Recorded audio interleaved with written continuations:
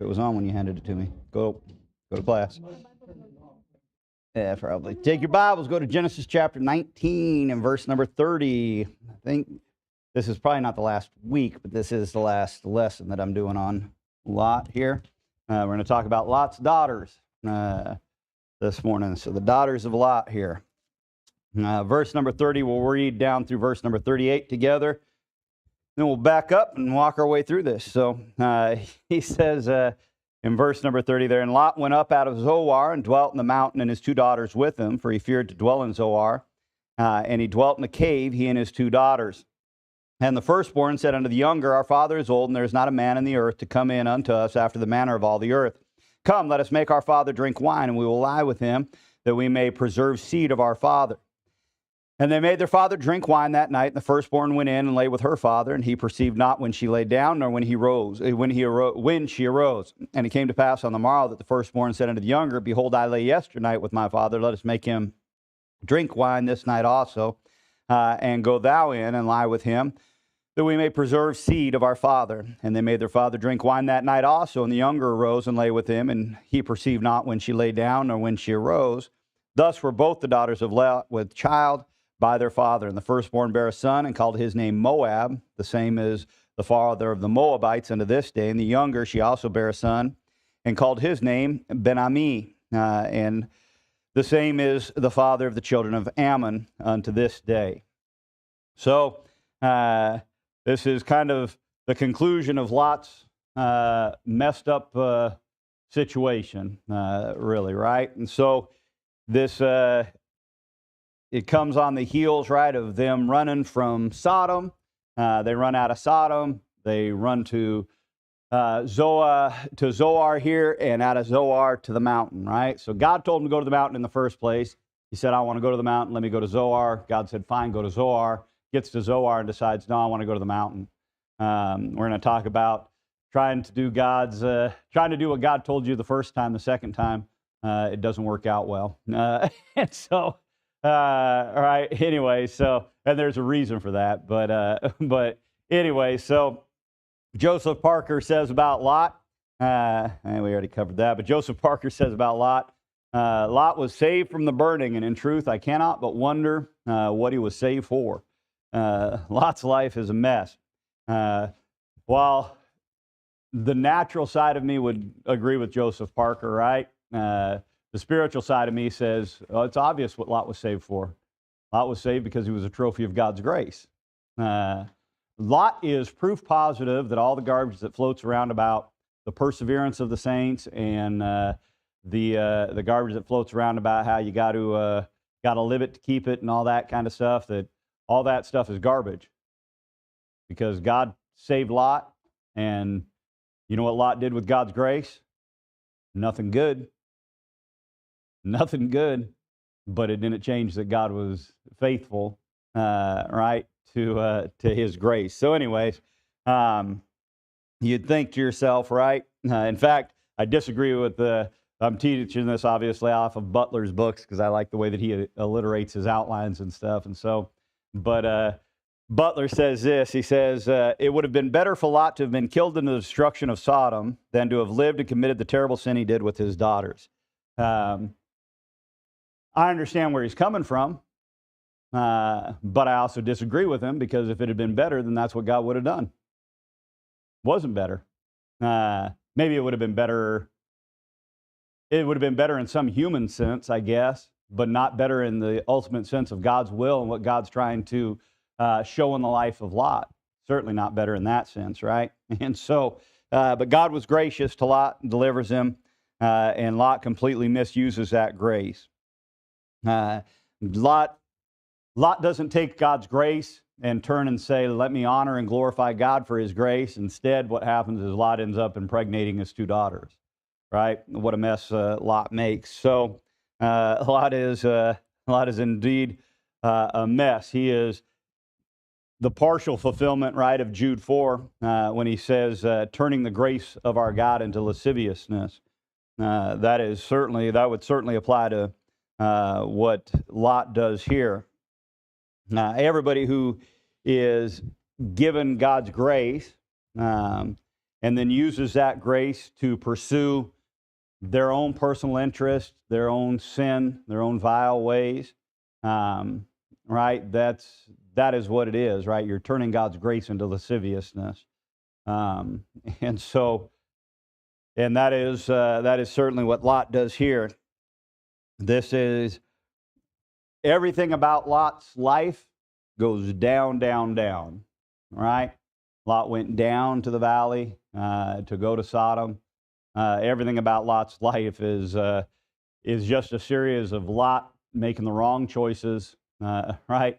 Even in this situation, Abraham's up on the mountain looking down at Sodom and watching it burn, right? And Lot's trying to run out of Sodom. He's told to go to the mountain. He says, no, let me go to another valley. Let me go lower, right? And so Lot's just a mess all the way around.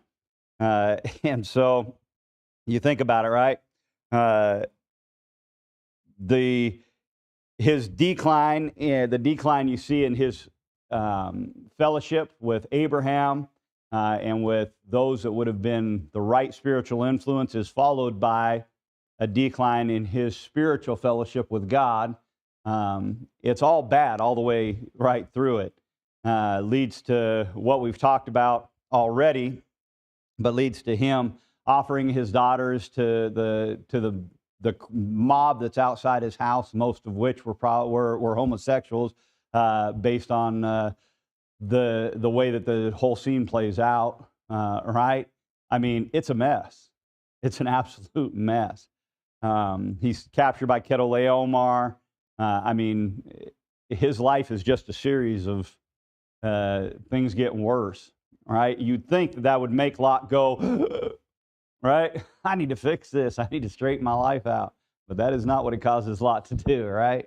Lot just keeps on heading down the path. Scripture says, right, in 1 John 2:15, love not the world, neither the things that are in the world. Right? That is Lot's life. Lot is the picture of a believer who is the fulfillment of that passage. If you love the world, the love of the Father is not in you. Right? That doesn't mean, right? In fact, we're going to talk about this in service in church this morning. A lot of times, this passage is taken to say, right, that if you love the world, that therefore you're not saved because the love of the Father is not in you, right? And so people use this passage to try to prove that people aren't saved if they do this, that, or the other. The reality of the matter is that's not what that passage says. It says you don't love the Father. If you do all that, if you love the world, you don't love the Father. All right? You're certainly not displaying your love for the Father. Right? That is what that passage says. It doesn't say if you love the world, the Father doesn't love you. And that's the way that passage is most often taken. I'm not saved because of my love for God. I'm saved because of His love for me. I'm not saved because of my faithfulness to Him. I'm saved because of His faithfulness to me. Right? But anyway, so Lot is though the fulfillment of that scripture. Worldliness always points in a downward direction. Spiritually, morally, right? All areas of your life, right? It claims to lift you up, but it doesn't, right? It just drives you down. And so that's what we see here. So we see, first of all, here the dwelling for his daughters. Where is Lot going to take his daughters to, right? The Bible tells you here he takes them to the mountain because he feared to dwell in Zoar, which is funny, right? Because what did Lot say when God said, go to the mountain? Oh, I can't go there. Some evil might overtake me. He was scared to go to the mountain. Now he's scared to stay in Zoar.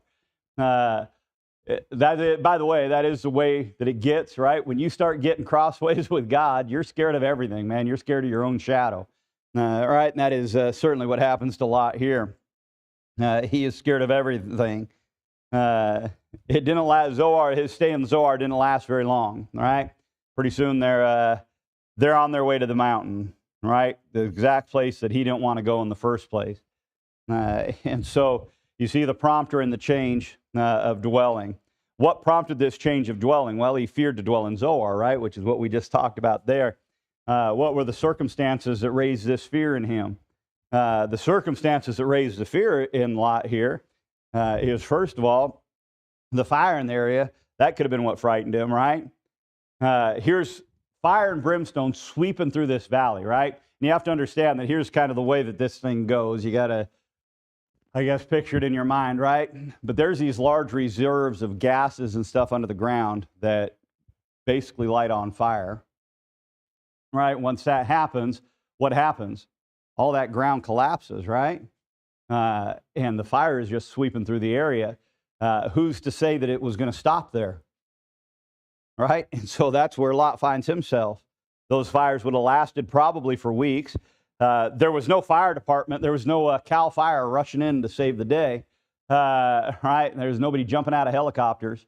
Right? Going in and putting in fire lines. There was no stopping it if it was coming. Right? And so certainly those in Zoar would have been scared that it would reach them, that it would eventually spread to them. Not only that, there was a lot of water in that area, and when the fires collapsed the ground, what do you think would have happened? Well, that water would have moved to low ground, right? That's what water does. So it would have started to flood, and there would have been a fear that, hey, you know what? Those flood waters are coming right behind the fire. The fire is going to get us, and behind the fire will be the floods, right? And so getting out of Zoar, Lot would have been saying, I need to head to higher ground. All right, need to get out of here. And then, of course, there's the foulness of Zoar, which may have been what drove him out. Zoar was no better than Sodom was. Zoar was just a sister city, man. It was the same place. And Lot may have moved into town and thought to himself, if God judged Sodom, Zoar's next. I need to get out of here. Right? And so if the judgment of God in Sodom didn't convince Lot that God judges sin, nothing could. Right? And so certainly that would have been an issue as well. And so, right, Lot's certainly got some problems here. And he's on the run with his daughters. You see the condemnation regarding his fear. Lot's fear was irrational. It wasn't justified. It was not a justified fear, right? And it wasn't a justified fear because God's faithful. God said in Genesis 19, verse 21, see, I have accepted thee concerning this thing also, that I will not overthrow this city for the which thou hast spoken. That's Zoar. That's God telling Lot, go to Zoar, I won't overthrow Zoar. But Lot didn't believe God. Lot said, nope, I'm out. This is not good. The fire's coming, the flood's coming. This place is a mess, just like Sodom was. Right? And so Lot, while Lot may have believed God, he didn't fully believe God, didn't trust God to keep his word, not completely anyways. And so, listen, not believing God's word always leads to irrational fears. Right? Fear is a great motivator. Right? It's not a long-lasting one, but it's a good motivator. And you can see it. It circles oftentimes in the church house, right? And within Christianity as a whole, it just circles and circles because it's easy to stir people up using fear, right? The government's coming for you. The government's going to come to your house, and they're going to hang you by your toes, and they're coming for you, right? And so, listen, we ought to trust God's word, right? There's one of the reasons, right, that I don't fall victim very much to the irrational fears that a lot of people like to spread about the insanity, right, that is coming, is mainly because I fully believe in the pre-tribulation rapture of the saints. I'm not saying it won't get bad before we get out of here, but I'm saying it won't get as bad as it's going to get, right? But that is, listen, he was not walking by faith in God's word. Lot walked by sight. Lot is a picture of the believer who walks by sight. and not by faith. And so Lot makes a mess out of it. And so he, the Bible tells us in verse number 10 and verse number 11 there, right? That's how the way that Lot made his decisions. Lot lifted up his eyes, beheld all the plain of Jordan, that it was well watered everywhere before the Lord destroyed Sodom and Gomorrah, even as the garden of the Lord, like the land of Egypt, as it comes out of Zoar. Then Lot chose him all the plain of Jordan, and Lot journeyed east, and they separated themselves the one from the other. What made Lot's decision? Lot's eyes made his decision. Faith would have offered him some comfort in this situation, but Lot didn't walk by faith. He walked by sight. And if you took a look around, it was not a good situation for him. There's fire over here. There's water going to move into the area that the fire is consuming because it's sinking the whole area, right? It's putting the whole area below sea level. And so the water is going to come, and Lot moves into Zoar, and Zoar is just as bad as Sodom was, right? Lot's looking around and thinking to himself, this is a mess. What a fine mess I've got myself into, right? And Lot's looking around and saying, I don't see any God in any of this, right?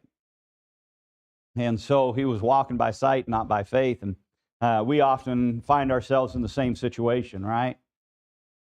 We're in the midst now, right, of the beginnings of a new political season, which I don't feel like they ever end anymore. But right, but the number of believers that will end up during this season, at least, right, beginning to walk completely 100% by sight, and talking about how if we don't do this, there's no this coming, and God can't, if we don't do this, and that's going to be the downfall of Christianity, that'll be the end of all things. If we don't vote this in, or we don't vote them in, or right, a lot of Christians, man, find themselves walking by sight, not by faith, and we ought to walk by faith, right? And Lot should have walked by faith.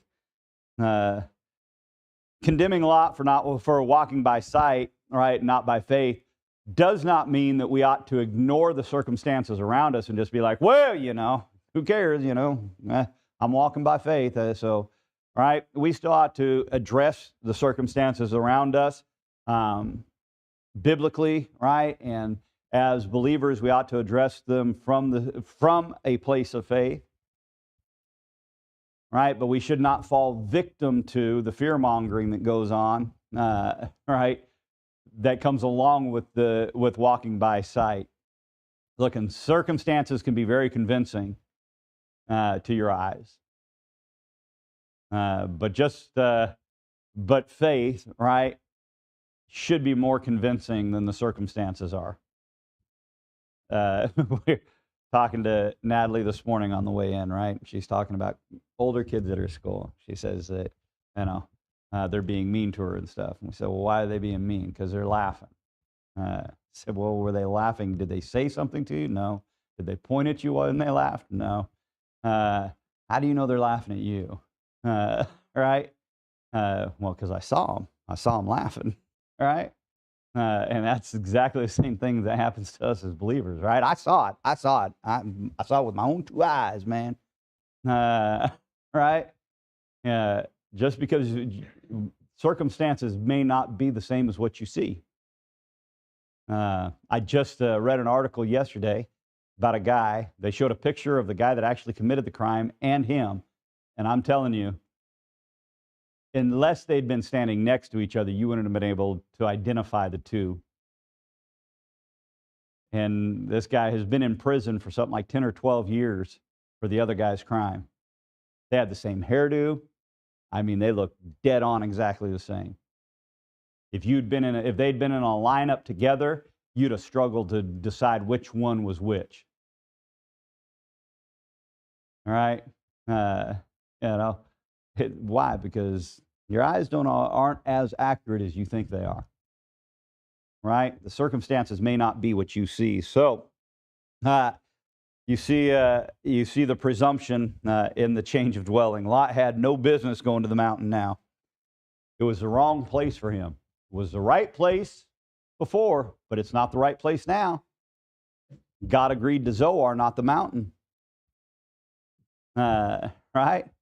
Lot had been told to go to the mountain. He said he didn't want to go to the mountain. He wanted to change it to Zoar. God agrees to change it to Zoar. And just like that, Lot goes to Zoar and decides he wants to go to the mountain.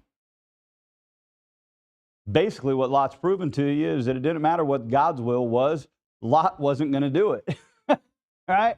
Lot was smarter than God. No matter, at every turn, Lot was smarter than God was. And so Lot heads out to the mountain, right? But that was not the will of God for him. It's kind of like this, right? Lot sits down at the negotiating table with God. God says, I'll give you the mountain. Lot says, I want the mountain. I want Zoar. God says, okay, fine. Put your name right here. Ink the deal, man. Lot signs on the dotted line, says, I'll take Zoar. God says, all right, Zoar is yours. Hands him the contract, and out the door they go. And Lot gets halfway to Zoar and changes his mind and says, whoa, whoa, whoa, whoa, whoa, wait, I want the mountain now. Well, it's too late now, sucker. You signed the contract. Right? Listen, Lot going to the mountain is the same, is very much like the nation of Israel when God told them you're going to spend 40 years in the wilderness. Right? What's the first thing the nation of Israel did? They went, we got to spend 40 years in the wilderness. No, they said, no, that's not true. We'll obey now, God. We'll go in. We'll go right now. How'd that work out? They got slapped around and sent back to the wilderness. That's how that worked out. Why? Because God said, no, that's not the contract you signed. Listen, that's the way it works with God. When you persist, right, on your way and not God's way, you end up forfeiting God's way. God will agree to let you do it your way. It's God's grace. The grace of God is to say, okay, fine. Want it your way? Have it your way. Now, almost every time, in fact, every time that we get our way and not God's way, you know how it works out? It doesn't work out well, right? We always go, can I just have your way back? God says, nope, that's not my way no more. Why is it not God's way after you refuse to take God's way the first time? You know why it's not God's way now? Because it's not faith anymore. You're not going by faith anymore. You're going by sight. That's why. It's the same reason nobody's going to stand before God at the great white throne and say, oh, now I believe. No, you don't believe. Now you see. You don't believe. Listen, that's reality, man. You can't have it that way. Right? It's a perfect example, right? Is the person who God says, this is who you should marry. They say, nope, I want that person. They finally get that person. They go, oh, that's not what I wanted, God. So they decide, well, I'll just divorce them and go back to the one that God gave me. That doesn't work. You're not the same person God wanted for them. You're different now. There's a saying that in the leadership world, right, that goes like this, that it's not always about the destination. It's about who you become along the way. Well, guess what? The same thing's true in your life of faith. It's not always about the mountain versus Zoar. It's about who you are. And when Lot went to Zoar, he became a different person than if he had just gone to the mountain in the first place. Right? You ought to be aware of refusing God's choice.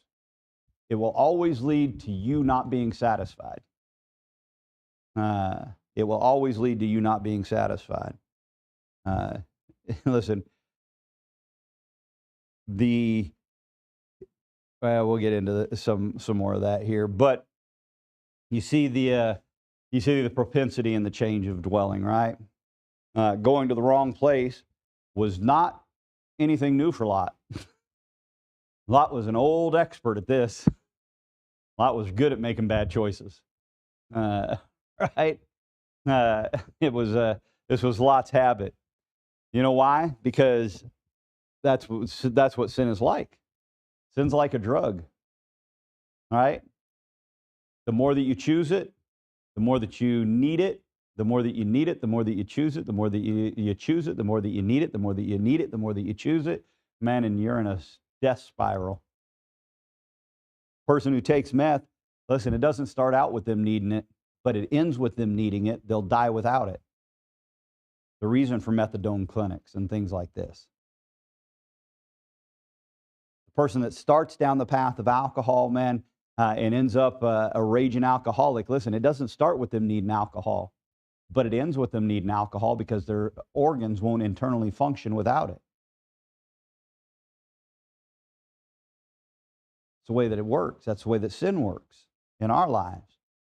Right? When you choose, I don't want God's way, I want my way, and God says, all right, let's rewrite the plan here. And now you got your way. You know what you do the next time? You choose your way again. You choose your way again. See, the problem with grace is a double-edged sword. Grace can either be the greatest thing that you've ever experienced, or it can be the worst thing that ever happens to you. Is that God gives you grace and lets you find out. And that's a situation Lot finds himself in, right? When you're tempted to sin, right? You ought to remember that sin is a habit-forming thing, right? You know what they would tell you in a narcotics class, right? You know the best way not to get addicted to drugs? Don't get started, right? Don't start doing it. You won't have to worry about being addicted to it. Don't start choosing your way. You won't have to worry about being addicted to choosing your own way. But grace is a choose your own adventure book, right? I remember growing up, they had choose your own adventure books, right? So you'd read up to a certain page, and at the end of that chapter, it would ask you a question. At the bottom would be your answer: yes, no, maybe, whatever, right? And then it would tell you what page to turn to next, right? And that's how your adventure went.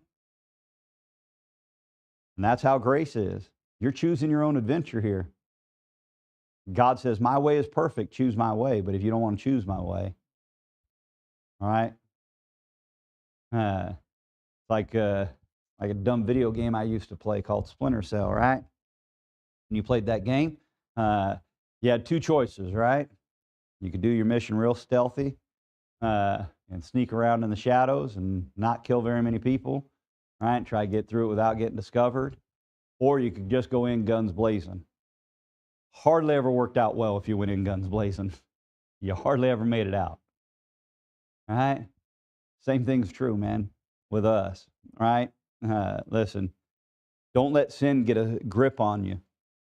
All right? Paul says that, right? He says you'll become the slave of your sin if you choose it. All right?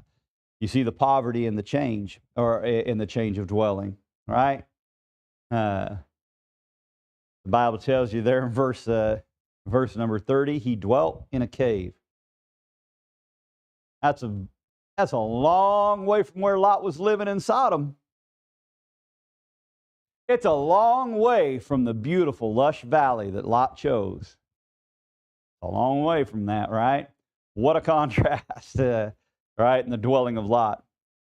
From a house in Sodom that was fit for a king because Lot was a wealthy man, to a cave in a mountain with nothing, not even his wife. All right? Lot's lifestyle led to barrenness. Matthew Henry says about Lot, he says, he that a while ago could not find room enough for himself and his stock in the whole land, but must jostle with Abraham and get as far from him as he could, is now confined to a hole in a hill where he has scarcely room to turn himself. Boy, isn't that crazy? Can't you can identify though with that, right? Can you think of some areas in your Christian life where you chose your way over God's way, and you were doing well when you were going God's way, and it ended up in absolutely nothing when you went your own way? Right? And that's where Lot finds himself. Second time for Lot too, right? First time was when Chedorlaomer came in and took him. Right? Both situations tell you this: people who want to live their Christian life outside the will of God, it's a barren life. It's an empty life, right? Don't be fooled by temporary wealth in this life. It'll be over sooner than you think. Listen, I've watched it in my life. I can certainly see it a couple of different times in my life, but I've watched it in the life of other believers, right? Who left church or left the state or whatever, right? Because, well, there was more money to be had by going, right? Doesn't last long. Right? They don't end life wealthy. Not only do they not end life wealthy, they don't end life in the will of God. Right? Far more importantly, in fact. But, listen, sin will clothe you in robes that are beautiful, right? That represent your wealth and position and your popularity.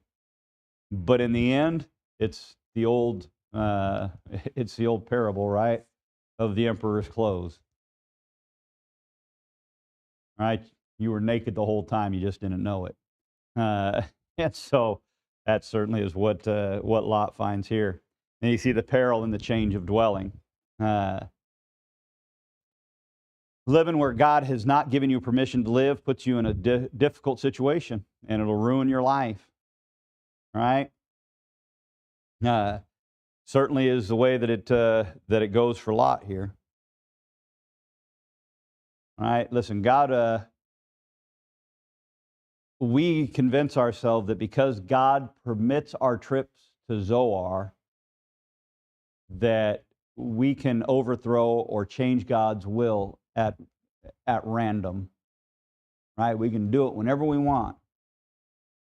But that's not reality. That wasn't Lot's reality. It always costs you. Right? It always costs you to not fully follow the will of God. You say, well, how in the world could the mountain be a bad place for Lot if it was the right place for Lot just a couple of verses before? A couple of verses before it was the right place, and now a couple of verses later it's not the right place. How in the world does that happen? Well, much more simply than you think, right? Here's what I think, all right? I think if Lot had gone to the mountain in the first place, the better than average chance his wife wanted to look back. The reason for that is simple, and that is because obedience breeds obedience. Disobedience breeds disobedience. Right? If you're obedient, those around you tend to be more obedient. Right? But if you decide you want to break the law, those around you break the law too. I give you the perfect example, right? Just hop on the freeway and try and go the speed limit. You'll find out real quick, right? I'm just try and go the speed limit. Just try it. I'm not saying everybody else makes you go faster, but you do go faster than the speed limit. You just do. You don't think about it, right? You don't think to yourself, oh, I can't believe everybody's driving so fast. No, you just hop on the freeway and you go the same speed everybody else is going. And unless there's traffic, ain't none of them going the speed limit. It's just the way it works. Right? But if they were all going the speed limit, you know what you'd do? You'd go the speed limit. Because you know what it's like, right? You know when you go flying by, all of a sudden you go through a section where everybody's not going quite as fast. And man, all you're doing is going the same speed you'd usually go, right? 75, 80 miles an hour. And all of a sudden you're just zipping by people going 60. All right? And you think to yourself, ooh, I better slow down. You don't think to yourself, I better slow down because I'm going too fast for the speed limit. You think to yourself, I'm going too fast for the flow of traffic. what you think. Obedience breeds obedience. Disobedience does exactly the same thing. Why is it that right, the whole big to-do, right, over the last political season with the Black Lives Matter and all the riots and all that kind of stuff? Man, none of those people would have by themselves walked up with a brick and broke a window. Put them in a mob doing it, though. Becomes easy. Why? Because obedience breeds obedience. Disobedience breeds disobedience. I'm not saying that Lot's wife is innocent, but I'm saying that Lot has culpability in the situation. Lot should have obeyed in the first place. Why is that? Why was the mountain now not the right place? Because Lot's wife isn't with him anymore. And now he's on a mountain by himself with 2 daughters who were raised in Sodom. They're not good girls. All right, we'll get into the degradation of his daughters next week, but his daughters are not, they're not upstanding citizens. They're not spiritual little girls just waiting to go off to Bible college. All right? It's not who they are. Those girls are dangerous, is what they are. Don't get me wrong, the devil gets in their head about it, right? But those girls are dangerous. No sane thinking person, no person that was raised outside of Sodom would think to themselves, you know what I should do? I should sleep with my daddy and get pregnant. Had Mama been present, that would not have happened. It was a better place for Lot to be in Zoar if Lot's wife wasn't going to be with him. At least then his daughters had options. They wanted to be wicked. They had options to be wicked with, right? But being on the mountain alone with their daddy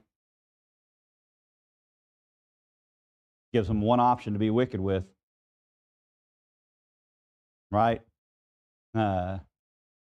Listen, the mountain had a lot of problems, right, that went along with it. One of the problems with being on the mountain was it was a long way from other people. You know where it's easy to get yourself in trouble? And it's easy for somebody else to get you in trouble? When you're a long way from other people. That's where. We say misery loves company. Sin does too, but only the right kind of company. All right? It's a long way from other people. Too much privacy in that cave. Listen, the privacy and being a long way from other people is a place that is conducive to sin. All the time it's conducive to sin. More people find themselves in sinful situations because they are somewhere where nobody else can see them. Nobody else knows what's going on, right? And we'll get into it next week, but the devil gets in your head, right, and tells you what? Well, you're not hurting anybody but you. All right? And, hey, if other people were in the same situation you're in, they would do the same thing. Right? You're not so bad. Right? That's why we ought always, right, to do the will of God. We ought to do it right away. Right? There is blessing in doing the will of God.